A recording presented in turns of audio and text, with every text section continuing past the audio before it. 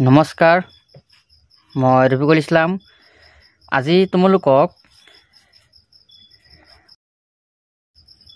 Have been আৰু has been এই দুটা অক্সিলিয়াৰী ভাৰ্ব ক'ত ব্যৱহাৰ কৰিব লাগে এই বিষয়ে আজি এই ভিডিঅ'ত আলোচনা কৰিম। এতিয়া চোৱা যে কোনো এটা কাম যদি ধৰি লওক কোনো এটা কাম অতীতৰ পৰা তোমালোকে লিখি ৰাখিবা। মই কৈ দি আছোঁ যে কোনো এটা কাম যদি অতীতৰ পৰা আৰম্ভ হৈছে মানে অতীত কালৰ পৰা আৰম্ভ হৈছে আৰু বৰ্তমানলৈকে চলি আছে, কোনো এটা কাম অতীত কালৰ পৰাহে আৰম্ভ হৈছে আৰু বৰ্তমানলৈকে চলি আছে, তেনে কামবোৰ কি হ'ব যে তেনে কামবোৰৰ যিবোৰ সেন্টেন্স হ'ব তেনে সেন্টেন্সবোৰতে আমি হেভ বিন আৰু হেজ বিন ব্যৱহাৰ কৰিম। বুজি পাইছা? আৰু এইটো এটা কি হয় যে প্ৰেজেন্ট পাৰফেক্ট কন্টিনিউয়াছ টেন্সত হেভ বিন আৰু হেজ বিন ব্যৱহাৰ কৰা হয়। প্ৰেজেন্ট পাৰফেক্ট কন্টিনিউয়াছ টেন্সত হেভ বিন আৰু হেজ বিন ব্যৱহাৰ কৰা হয়। আৰু সেই টেন্সৰ অনুযায়ী মানে সেই টেন্সৰ যিটো প্ৰেজেন্ট টেন্সৰ যিটো ভাগ আছে যে প্ৰেজেন্ট পাৰফেক্ট কন্টিনিউয়াছ টেন্স, সেই টেন্সত আমি হেভ বিন আৰু হেজ বিনটো ইয়াৰ এটা ফৰ্ম আছে আৰু সেই ফৰ্ম মতে আমি ইয়াক লিখিব লাগে। এতিয়া চোৱা হেভ বিন আৰু হেজ বিন আমি ক'ত ব্যৱহাৰ কৰিব লাগে যে ক'লোৱে যেতিয়া যে অতীতৰ পৰা আৰম্ভ হোৱা এটা কাম আৰু বৰ্তমানলৈকে চলি আছে তেনে হ'ব লাগিব এনেধৰণৰ কামবোৰ কি হয় হেভ বিন আৰু হেজ বিন, তেনে কামবোৰত হেভ বিন আৰু হেজ বিন ব্যৱহাৰ কৰিব লাগিব। বুজি পাইছা? এতিয়া চোৱা যে ইয়াৰ এটা ফৰ্ম আছে যে ফৰ্মটো হ'ল তোমাৰ কি যে প্ৰথমত ছাবজেক্ট হ'ব লাগিব আৰু তাৰ লগত হেভ বিন আৰু হেজ বিন বহাব লাগিব। হ'ল যে হেভ বিন আৰু নহ'লে হেজ বিন বহুৱাব লাগিব। তাৰ লগত কি কৰিব লাগিব যে যিটো মেইন ভাৰ্ব হ'ব তাৰ লগত কি হ'ব ING এটা যোগ হ'ব। হ'ল তাৰপিছত অবজেক্ট হ'ব। বুজি পাইছা? আমি এইখিনি জানিব লাগিব যদি আমি প্ৰেজেন্ট পাৰফেক্ট কন্টিনিউয়াছ টেন্সৰ কথাবোৰ আমি ক'বলগীয়া হয়। প্ৰথমতে আমি আৰু হেভ বিন আৰু হেজ বিন ব্যৱহাৰ কৰিবলৈ হ'লে আমি এটা পাওঁ যে পৰা। হ'ল সহজ ভাষাত, বুজি পাইছা? আৰু এটা হ'ল ধৰি। এই দুটা শব্দ আমি বেছিকৈ পাওঁ। এতিয়া তুমি এনেকৈ ক'ব পাৰা যে মই সোমবাৰৰ পৰা জ্বৰত ভুগি আছোঁ। ধৰি লোৱা যে ইয়াত তুমি লিখিলা যে মই সোমবাৰৰ পৰা জ্বৰত ভুগি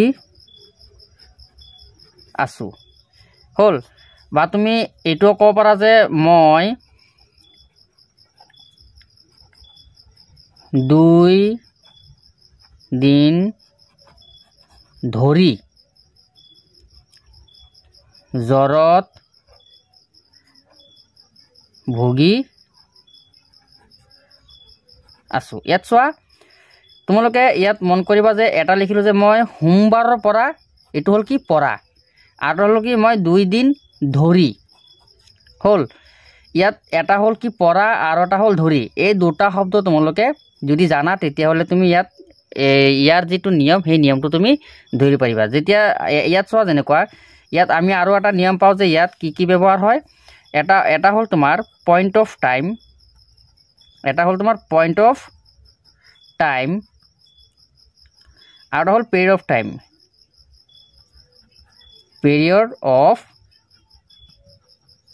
টাইম।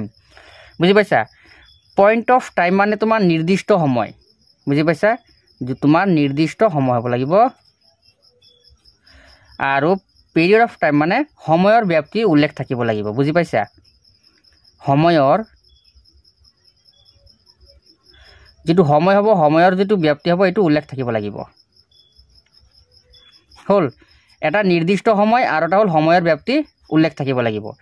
আৰু যিটো পইণ্ট অফ টাইম হ'ব, যিটো নিৰ্দিষ্ট সময় হ'ব, এই নিৰ্দিষ্ট সময়ত কি হ'ব, ইয়াৰ যিটো নিৰ্দিষ্ট সময় হ'ব এইটো ইয়াত সিন্স ব্যৱহাৰ হ'ব।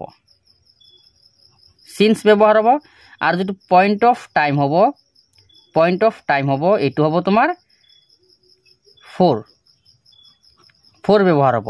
বুজি পাইছা? পইণ্ট অফ টাইমত সিন্স ব্যৱহাৰ হ'ব আৰু পিৰিয়ড অফ টাইমত ফৰ ব্যৱহাৰ হ'ব। তাৰ মানে নিৰ্দিষ্ট সময়ত সিন্স ব্যৱহাৰ হ'ব আৰু সময়ৰ ব্যাপ্তি উল্লেখ থাকিলে ফৰ ব্যৱহাৰ হ'ব। আৰু এই দুটা বস্তু সিন্স য'ত হ'ব, বুজি পাইছা, সিন্স য'ত হ'ব এইটো হ'ল পৰা। সেই যে মই আগত লিখিছিলোঁ যে পৰা, আৰু যিটো ফৰ হ'ব এইটো হ'ব ধৰি। বুজি পাইছা, ধৰি মানে সিন্স য'ত পৰা হ'ব ইয়াত সিন্স ব্যৱহাৰ হ'ব, য'ত ধৰি হ'ব তাত ফৰ ব্যৱহাৰ হ'ব। বুজি পাইছা। এতিয়া মই এটা এই দুটা মই বাক্য লিখিলোঁ, এই দুটা বাক্যলৈ আমি এতিয়া ইংলিছত চাওঁ। ইয়াত চোৱা, মই যে লিখিছিলোঁ যে হেভ বিন, ইয়াত চোৱা হেভ বিন আৰু হেজ বিনত এই দুটা অক্সিলাৰী ভাৰ্বত আমি হেভ বিন আৰু হেজ বিন দুটা একেই হয়, কিন্তু আমি কোনটো ক'ত ব্যৱহাৰ কৰিম।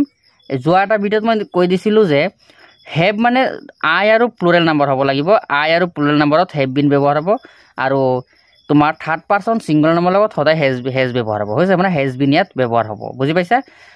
আৰু আই আৰু প্লুৰেল নাম্বাৰ হ'লে হেভ বিন ব্যৱহাৰ কৰিবা। যেনেকুৱা প্ৰথমত লিখিছিলোঁ যে মই কি, যে সোমবাৰৰ পৰা জ্বৰত ভুগি আছোঁ। বুজি পাইছা, যে সোমবাৰৰ পৰা। এতিয়া তুমি এনেকৈ লিখিব পাৰা যে আই, এইটো হ'ল ছাবজেক্ট, আইৰ লগত কি হ'ব, হেজ বিন নহ'ব, কিয় আই মই কৈ দিছোঁ আই আৰু প্লুৰেল নাম্বাৰ হ'ব লাগিব, তেতিয়া হেভ বিন হ'ব। তেতিয়াহ'লে আইৰ লগত কি হ'ব, have been, I have been suffering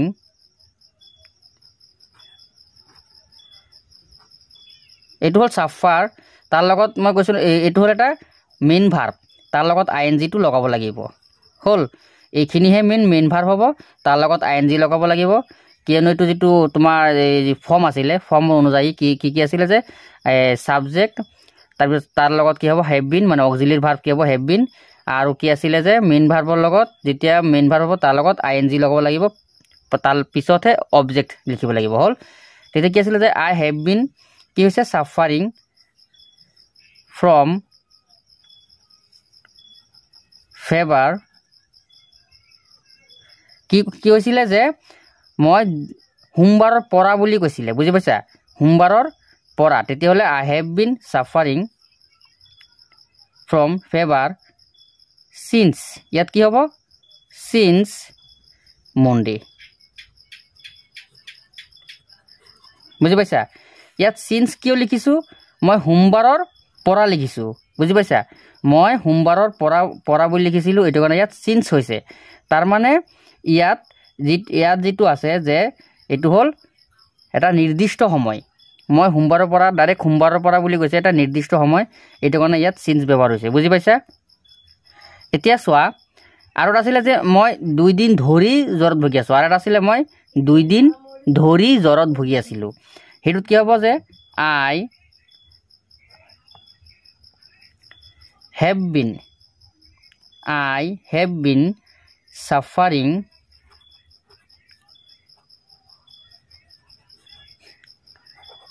from favour, ইয়াত কি হ'ব, ফ'ৰ, ইয়াত ফ'ৰ কিয় লিখিছোঁ, কাৰণ ইয়াত আছিলে ধৰি, মই 2 দিন ধৰি, I have been suffering from fever for 2 days, 2 days। হ'ল, ইয়াত চোৱা, এটা হ'ল যে মই সোমবাৰৰ পৰা জ্বৰত ভুগি আছোঁ, এইটো কি হ'ল, I have been suffering from fever since Monday, আৰু এটা হ'ল যে মই 2 দিন ধৰি জ্বৰত ভুগি আছোঁ, কিবা I have been suffering from fever for 2 days। হ'ল, এইটোত চিন্স মনডে, ইয়াত হ'ল ফৰ 2 days। তাৰমানে ইয়াৰ যিটো সময় আছে, সময়ৰ যিটো ব্যাপ্তিটো উল্লেখ আছে 2 দিন ধৰি, আৰু ইয়াত যিটো সময় আছিলে এইটো নিৰ্দিষ্ট সময় আছিলে। বুজি পাইছা, এইটো কাৰণে ইয়াত কি হৈছে, চিন্স হৈছে, আৰু ইয়াত কি হৈছে, ফ'ৰ হৈছে। মুঠতে ইয়াৰ পৰা বুলি কৈছিলে, ইয়াত ধৰি বুলি কৈছিলে। হ'ল, তেতিয়াহ'লে এইখিনি তোমালোকে বুজি পাইছা চাগে। এতিয়া চোৱা, আমি এই টেন্সত আৰু কিছুমান নিয়ম আমি ইয়াত ব্যৱহাৰ কৰিব পাৰোঁ। যেনেকৈ ইয়াত চোৱা, এতিয়া আমি যদি কওঁ যে হি শুই আছে, বুজি পাইছা। এতিয়া ধৰি লোৱা যে ইয়াত এটা ডাইৰেক্টলি যদি ধৰি লোৱা এজনে শুই আছে, তেতিয়াহ'লে এইটো আমি প্ৰেজেন্ট কন্টিনিউয়াছ টেন্সত ক'ব লাগিব ইয়াত উদাহৰণ এটা চোৱা যেনেকুৱা হি ইজ বুজি পাইছা স্লিপিং হি ইজ স্লিপিং এতিয়া চোৱা এটো হল কি কন্টিনিউয়াছ টেন্স প্ৰেজেন্ট কন্টিনিউয়াছ টেন্স হি শুই আছে হল যদি আমি ইয়াত এই কথাটো হি শুই আছে যদি লিখো যে হি শুয়ে আছে এটো হল তোমাৰ কি হি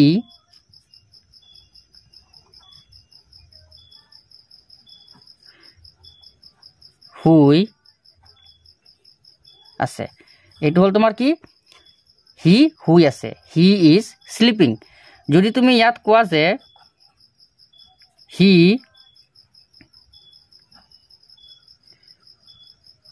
শুয়েই আছে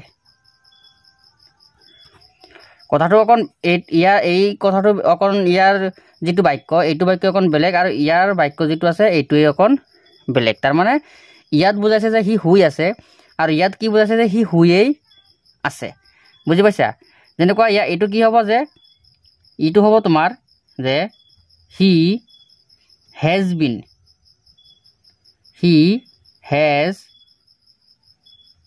has been sleeping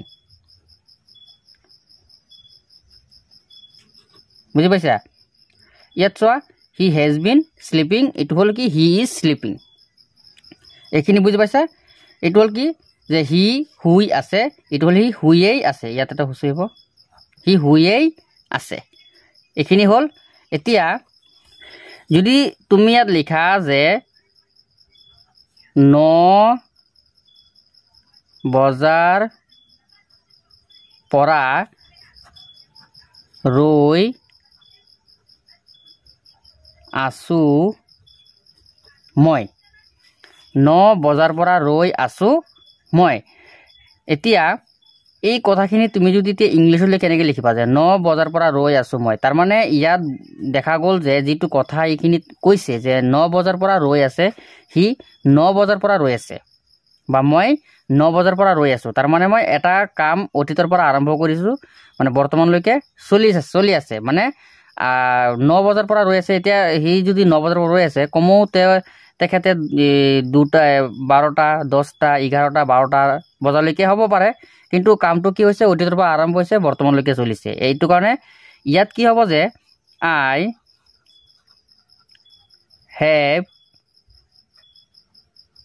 I have been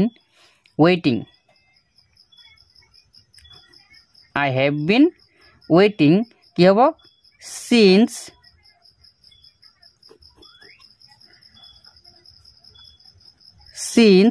কেইটা বজাৰ পৰা কৈছে 9টা বজাৰ পৰা বুলি কৈছে তেতিয়া কি হ'ব 9 o'clock বুজি পাইছা I have been waiting since 9 o'clock কিয় 9টা বজাৰ পৰা 9 বজাৰ পৰা ধৰি বুলি কোৱা নাই ইয়াত পৰা বুলি কৈছে এইটো কাৰণে ইয়াত since ব্যৱহাৰ হৈছে হল গতিকে আজি ভিডিওটো ইমানেই ধন্যবাদ